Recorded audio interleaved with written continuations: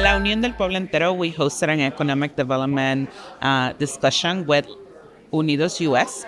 LUPE is an affiliate of UnidosUS, and the ability to shape the agenda for Latinos in the United States, and in particular ensuring that communities throughout the United States are represented, is part of what UnidosUS cares about. And LUPE, as an affiliate of it, we wanted to make sure that the Rio Grande Valley is represented as we build the agenda for UnidosUS. So we interviewed Miss Murguía, and she was saying for her it was a listening event. She wanted to hear from you. And you had lots of groups represented. It wasn't just Lupe. I can see by the name tags here, lots of different community groups. What was the overall message that you all got across to her? I think it was pretty evident to everybody who was here present, who some of the main issues that are affecting our community today are immigration, healthcare, the ability to just take food to the table.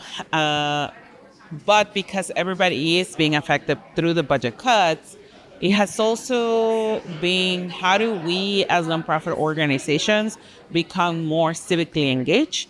And how do we ensure that the base that we are working with know how to partake in the democratic process, not just by voting, but also speaking to their representatives? And how do we do that safely as a nonprofit organization? So those were the key issues you wanted to get across to her. Earlier today, Ms. Murguía spoke to the RGV Hispanic Chamber. There was a lunch event in Mission, and I was struck by a remark she made in her speech when she said that funding has been cut for the Hispanic serving institutions. And I was thinking, that's not had a lot of coverage down here. A lot of people may be not aware of that. So was that brought up today, and how significant for you is that if there's going to be less money for our local universities? Oh, yes, it was brought up today. And when I spoke earlier, I was speaking for, a summary of the whole, but that's also part of the challenge that was spoken of, and particularly because students are not getting their financial aid packages. We also know that recently Dreamers were cut out of the in-state tuition. So all of it impacts the way that our students at UTRGV are receiving the quality education. And yes, many people don't know that both STC and UTRGV are Hispanic serving institutions, and they are the two schools who serve majority of our college students in the Rio Grande Valley. So for our community, the fact that Hispanic serving institutions are going to have reduced funding is going to greatly affect the way that we serve, we teach, and we work with students. Yes. And so when we interviewed Ms. Murguía, she pointed out that they're a non-profit. They don't get involved in political arguments. And so in her speech, we weren't obviously here today for your event, but in the speech to the Hispanic Chamber, she was pointing out a lot of the policies that she didn't agree with, that the Trump administration is performing right now, putting out there.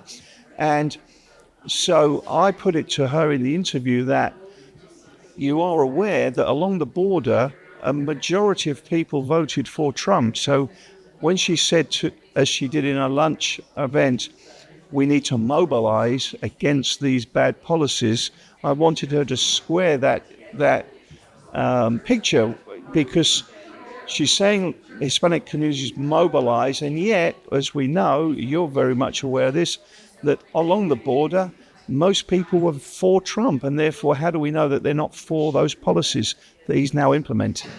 I think we have to be careful how we use our words, especially when we talk about whether or not our border community is for or against a political party. I will say that we actually have to take a look at the data. Yes, marginal percent voted for the current president, and also it wasn't the majority of the Rio Grande Valley. It was just over 50%. And marginally over 50%. We also have to take a look at the way that the community members voted down each ballot option that they have. When we actually, in particular, this is important for the redistricting discussion that we have today. When we take a look at the voters' choice in the 2024 elections, for the presidential election, approximately 50 some percent of them voted for Trump. But when we go down the ballot, the rest of the options they had, they voted for a candidate of their choosing, in many instances, a Democratic candidate. And so when we think about the voter changing its landscape, we actually have to be, I would say that the RGB is actually very careful about who they choose, and they're choosing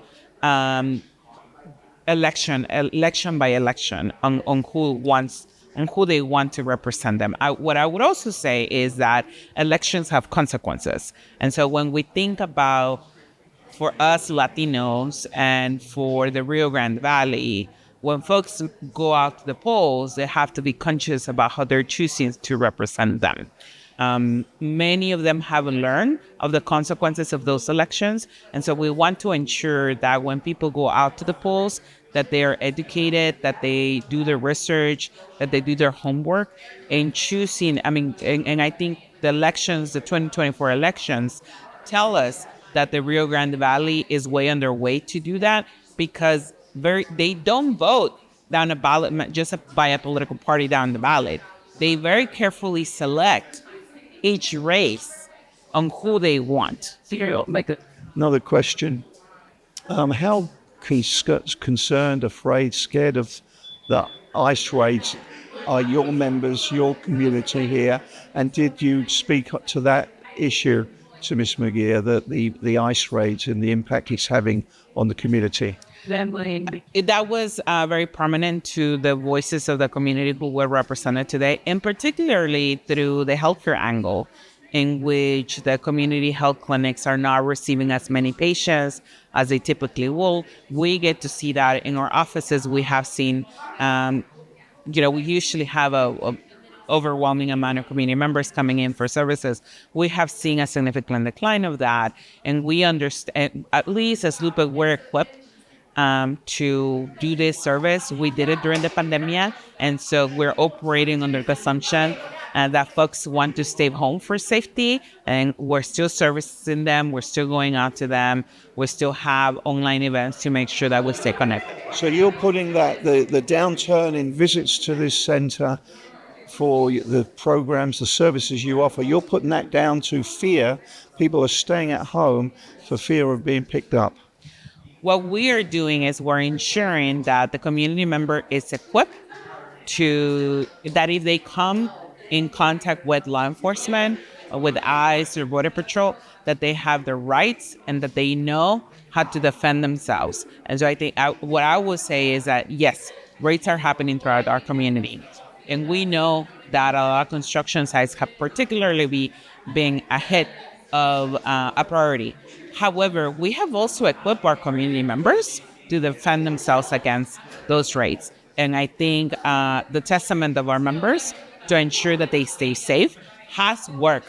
As we do our work in community advocacy, and as we do Know Your Rights with them via Zoom in our offices, they are staying safe and they're staying protected. I'm not taking away the fact that there might be community members who are staying home, but what we want to lead is we want to lead with education, and we don't want to lead with fear.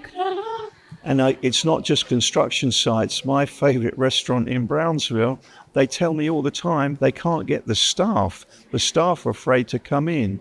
And so the service is slower. Yes, I think two of the biggest industries that we have in the Rio Grande Valley is the restaurant industry and the construction industry, as well as retail.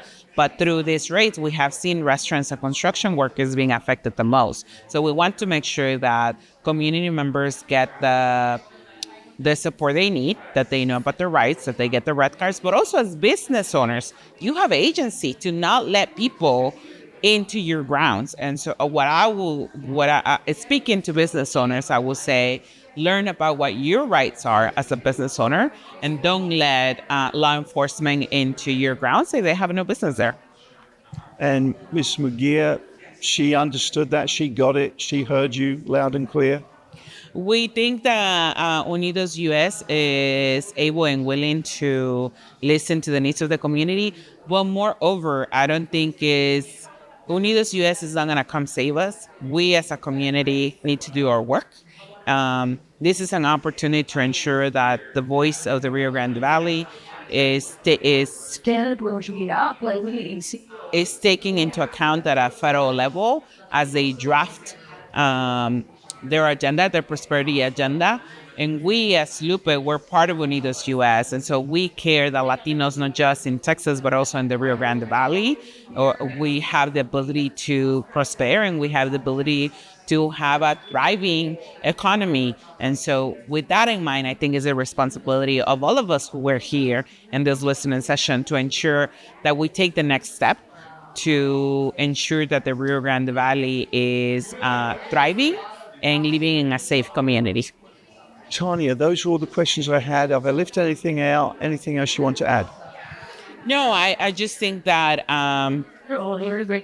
I want to make sure that folks know and understand that we have the opportunity to listen to each other all the time, and that it shouldn't stay at a listening session. That we are accountable to our community, and as executive directors of nonprofits, as community members, as business owners, that we have a base and a constituency that we work with, that we have the responsibility to ensure that they have the information they need to prosper, and that we build programs and services that is going to allow them to do that. Thank you so much for today's interview. We've learned a lot. Thank you, Steve.